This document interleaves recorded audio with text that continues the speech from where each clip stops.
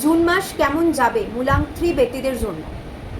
যাদের date of birth 3, 12, 21 এবং 30 তাদের জন্য চেক করব ভেরি পাওয়ারফুল গাইডেন্স ইউনিভার্সের তরফ থেকে।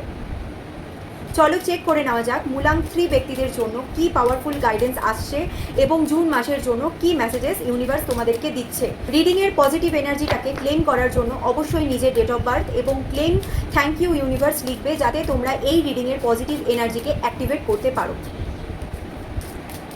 চলো চেক করে নেওয়া যাক ঠিক কী মেসেজেস আসছে। আমাদের কাছে দুটো কার্ড চলে এসেছে। মূলাং 3 ব্যক্তি ভালো করে শুনবে। লাইফে অনেক কিছু এক্সপেরিয়েন্স করে চলেছো, অলরেডি বহু কিছু এক্সপেরিয়েন্স করে ফেলেছো তোমরা।